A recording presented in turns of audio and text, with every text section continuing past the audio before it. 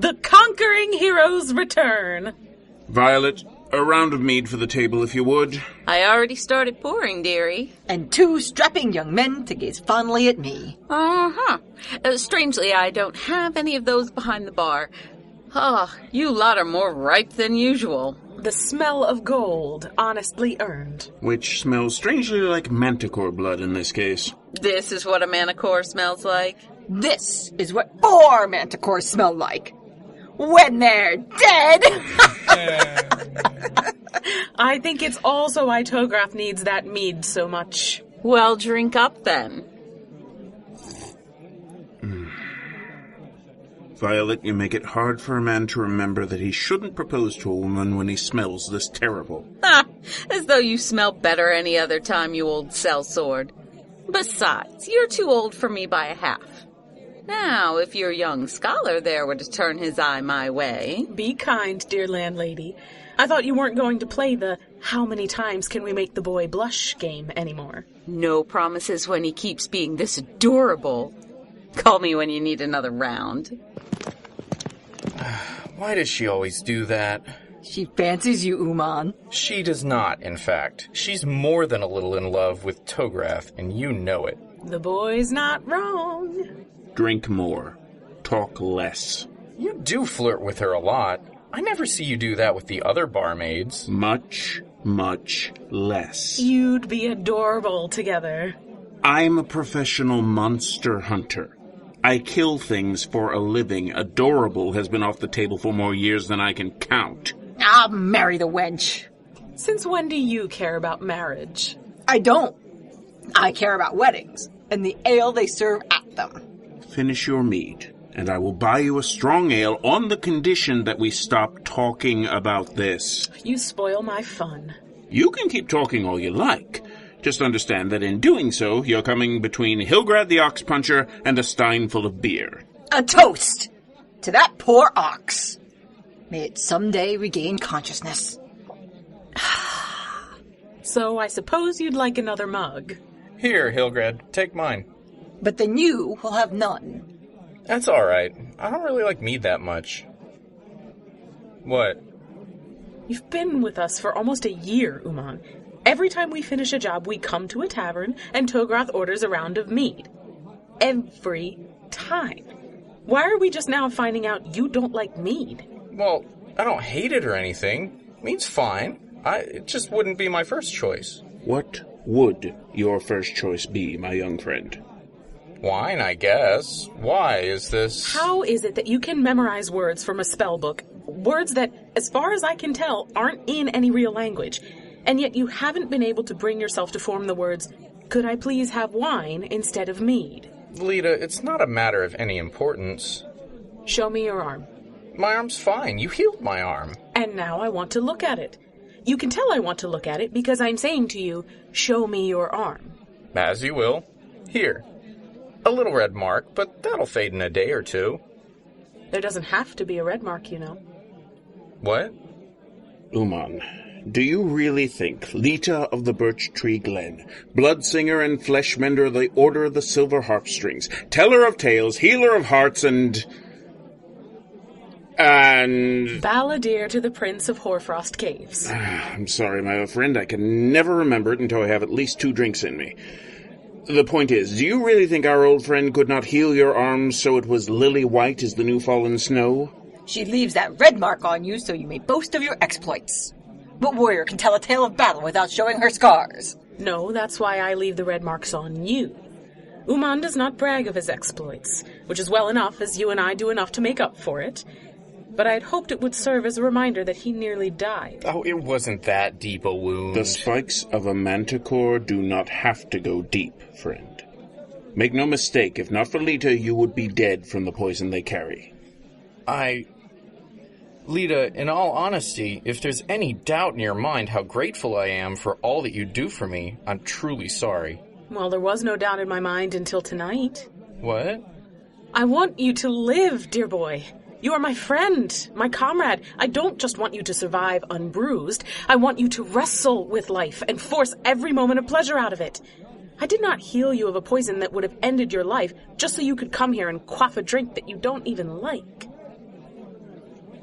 Violet, a bottle of good wine, if you would. He does get there in the end. Daba. Winsa banditi. Luchor, you sit back down. We would have 4 mugs of ale. The ale here is too good for goblins. This is my place, Luchor. If they have the coin, I will serve them the drinks. We do have the coins. Then have a seat over there. Marta, attend on our guests. I have other tables. And now you have this one. Attend on these 2 and give them every courtesy. Or, if you would prefer not to, then pack your things, leave my place, and don't return. Thank you. Oh, this is going to be interesting. I pray you are wrong. I just came here from slaying manticores ridden by kobolds. I've had enough interesting for one day.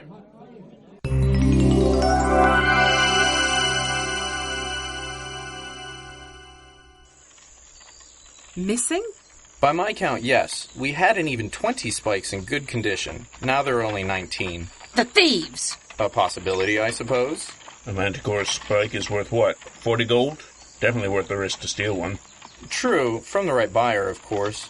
An apothecary or mage can do some useful things with them. But why take only one?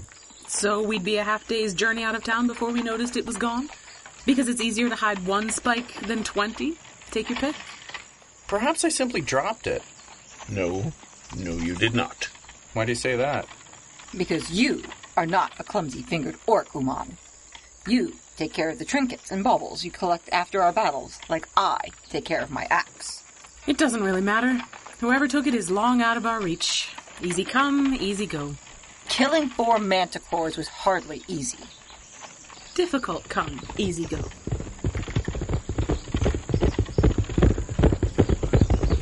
Well, that can't bode well. 2 arms, I think. Ha! I love to start my day with a brawl. Put down your weapons in the Duke's name. I just brought them out, fool. Easy, Ox Puncher. Nessa, is that you? It is, Lita. Tell your magician to still his hands. This need not end with a bolt between his eyes. I don't think I should tell her I was putting up a shield against crossbow bolts, do you? Do not threaten my little friend, you wart on a werewolf's tail. Calm your blood, everyone. Nessa, I would ask that you take no offense at Hilgrad's words. At least until we know if we want to actually offend you. I'm a warden of the Duke's roads. Been called worse and will be again, I have no doubt. What's the meat of the matter, Nessa? You lot spend the night in the Quailing Bush last night? Is that a problem? No. The problem is with one of the other guests. He came into the inn as a guest, and he left as a corpse. We killed no man last night. You didn't kill anyone, did you? I don't think so. You don't... The wine was good. I drank much of it. Turn your horses around and come back to town with me. We'll get this matter sorted out. Why do you think we were the killers? Never said you were. I just said I have a corpse on my hands. But when someone dies after being poisoned with a manticore spike, I'd be a pretty fool indeed not to ask questions of the 4 monster hunters who just killed a pack of them. Oh, this is bad. I don't think so. She just wants to ask us questions. Warden of the Duke's Road, ask us your questions here. Not how it works, Hilgrad. The goblin who died is the cousin of their chieftain. They want to hear from everyone in the inn that night. You need to come back with us. And if we do not? We will. Put your weapons away. I will not be brought to my heel by the likes of these. If the goblins don't see that justice is done for their people, they will consider the treaties broken. The war with the goblin tribes just ended, and far too many people died because of it. We are not going to be responsible for another war. And if I choose not to bow my head and let them carry me away? Hilgrad, you are my sister in all but name. I have been your shield arm, and you have cut down my foes by the score. Do not ask what if. For the tale that would be told if we two should come to blows would be so full of tears that this forest where we stand would be like a sea. Even our dear friend Lita could never bring herself to sing a ballad so sad. That became grim very quickly. Now do you see why I don't settle down with a barkeep? Well, what is your answer? Togroth, will you buy me a bottle of whiskey if I go with you? I will buy you 3. Good. If I must swallow my pride, I need something to wash it down. We go with you, Nessa. Let's put an end to this ugly business quickly.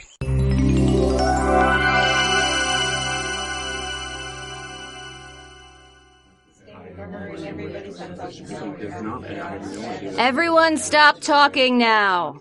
We've got a lot to do, so let's get down to it. Silvok, son of Chief Pick, thank you for coming to observe our actions here. If justice is not done for my people, you shall all suffer for it. And on that note, let us begin. Hook of the Badger Folk, please come forward. As you are a visitor to our lands, I let you know as a courtesy that I have the authority to lay any punishment I choose, including death, should you be discovered in a lie. Do not accuse my kinsman of deception. Silvok, I know you speak my language well enough to know what observe means. It does not mean you speak when there is no reason. Hook, tell us what happened. We came on the last sunrise to this town with ore from the mountains to sell. The bargains were made and we had coins and thirst.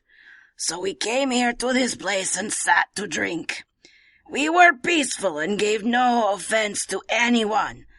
That one there did not wish us to be here and said so. Don't you point your filthy finger at me, goblin.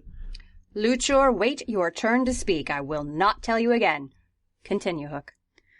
The drinks were good, but strong. I drank and became tired. I closed my eyes for a moment, but it became a long moment. When I stirred again, it was past the middle night, and all but a few had gone to bed. I shook Jir to waken him, but he was cold to the touch. In the night he had fallen to sleep and never again woke. I cried out, and the drink lady came to us. That is when we found the thorn in his back. The spike of the manticore. That is what they say. I do not know. I have never seen such a beast. But those four said they killed manticores. Then here are your murderers. A manticore is not so common a thing that anyone should find their spikes just lying about. Do you call me a poisoner? Have a care. Why does this one reek of drink? Be glad she does, Silvok. If Hilgrad hadn't downed that bottle of whiskey, she'd probably already have been out of her seat and throttling the life from you. One does not accuse a daughter of the Grey Bear of killing in anything but a fair battle with impunity. See how they threaten me? They would threaten less if you were to stop speaking out of turn and accusing them. My father demands justice for the blood which has been spilled. What do you animals know of justice? Hater of goblins, there is your killer, Warden. Sorry. That was just meant to get everyone's attention. Things were getting tense. Uman the Mageling, your heart may be in the right place, but I will keep my own order here. Yes, miss. Sorry. You have already told me, and now I tell Silvok that you found one spike missing from your collection the next morning. A clumsy lie. I have known this lot for many years, Silvok. A few of them might cut a fellow's head from his shoulders over a matter of honor. But a poisoned spike to the back? There would have to be a reason for that, unless you can discover such a reason. Ask that one! The one with the beard. I dare say he has had cause to spill goblin blood. Friend Nessa, may I respond in my own words? By all means, Tograth. But remember, I am the warden, and a friend only when that burden is not on my shoulders. My thanks. Silvok knows full well who I am. We met amidst the cries of war. He broke my father's shield and my arm which carried it, and if I am any judge of my own sword, he still bears the mark of where my blade bit into his hip. I would not deny that I have killed goblins any more than he would deny having slain dwarves. But, Warden, we met long ago as your people count days. Moreover, I remind you we stand in a town on the border between the Duke's lands and those of Chief Pick. The truce between your peoples has been in place less than a year, If I'm the only one to slay a goblin in battle under this roof, then pluck out my beard hair by hair. As it is, I swear I did no harm to the one called Jeer, nor wished him any harm, nor even spoke to him. I have had my fill of wars where good folk die. I'm tired of them myself. And so here's my dilemma. The people I know had the spikes had no reason to want the goblin dead. Now, Luchor might have wanted that death. Don't waste your breath in denial. You'd spring from your chair and murder the two goblins here with your bare hands given half a chance. And why not? They snuck in like bandits and poisoned our well. My 3 sisters, my father, all dead. I alone survived, and look at me! My hand shakes so that I cannot cut the wool from our sheep. I am too weak to keep watch over my flock. I can do nothing but sit here in this tavern and pray that the drink will kill me sooner rather than later. I know what toll that poison took on you, Luchor. Forgive me, but it sounds to me that you would find a goblin's death by poison to be altogether fitting. I find it just, and I would that I had been the one to do it. You deny it, then? Well, of course he does. He didn't do it. Lita? What, do you think we come to an inn and leave our valuables out in the open where anyone can get to them? I'm wise enough to know a good thief can steal anything if given the chance, but to take only one spike and not have us notice? Not with Luchor's hands. This proves nothing. May I ask a question? Uman? No disrespect, Warden Nessa, but we might be asking the wrong questions. Not who wanted to kill Jeer, but who could have. Uman, are you trying to have the finger of blame pointing at us again? Not especially. Are you sure? Because it seems like... That table. Hook and Jeer sat at that table. It's in the corner, far out of everyone's way. And Jeer, if I remember right, sat with his back to the wall. Of course. We are hated here. Why would we show our backs to our enemies? That's more or less my point. To put the spike into Jeer's back, someone would have needed to walk over and be at that table. It couldn't have been thrown. You mentioned a question, Uman? Right, sorry. The question, I suppose, is, did anyone notice someone walk over and talk to the goblins, even for a moment? That is hardly something which would not have been noticed. With one possible exception. Let me go! If you had not run, I would not have grabbed you.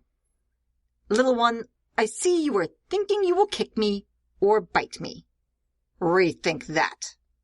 What will happen to you will happen, whether or not you have all of your teeth or both your legs.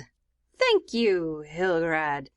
Now, if you would be so kind as to bring Marta the bar wench before me, with all parts intact, if possible. Please, let me go.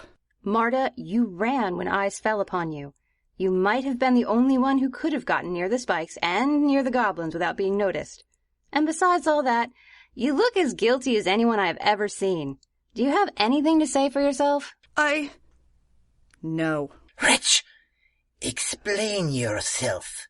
Why have you made my kinsman's heart grow cold with death? Silvok, enough. Put that dagger back in your belt or I will find a better place. She will tell me why. Because day after day she poured the drinks which slowly killed a man who has already been poisoned once. He told her every day of the family he lost and how the goblins took them from him. Every day she poured the drinks and he poured out his pain. She grew to love him, and so when the goblins came to the place where their name was cursed so often, she did what she thought he would have wanted. Well, it makes a good song that way, at any rate. Silvok, need the warden tell you to sheathe that blade again? No, Tograth. May we never meet again, but that any blades drawn are put away with no blood upon them. As you say, so may it be. Take away the prisoner. I have heard enough for today. What will become of her? We shall give her time to confess her crimes, but if no more evidence comes forth, then justice must be served. Nessa. Warden Nessa. and a warden must do what needs to be done.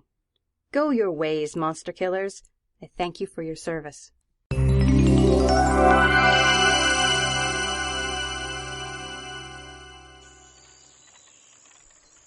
Cheer up, my friend. That's a hard request. A woman is going to die.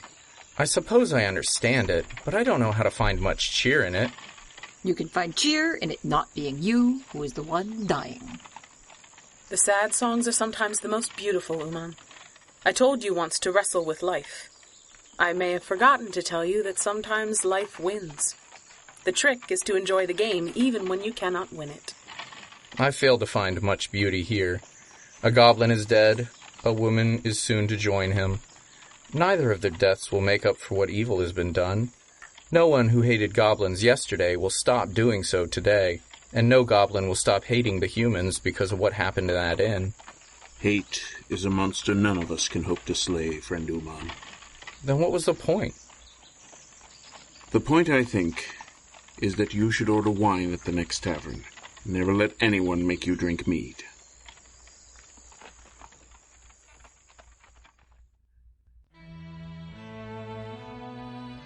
You have been listening to Why the Wizard Drinks Wine, produced by Seat of Our Pants players, written and directed by Dan Wenzel. Lita was Rebecca Scheimer. Hilgrad was Andy Gastingy. Uman was Aaron Manka-White. Tograth was Dan Wenzel. Violet was Jill Wenzel. Jeer was Adam Gastingy. Hook was Brianna Kuby. Nessa was Liz Music. Silvark was Rick Tennant. Luchor was Andrew Dell. And Marta was Dana Bonner Andreessen. Music and sound effects by www.freesfx.co.uk. Thanks for listening, everybody. We'll talk to you later.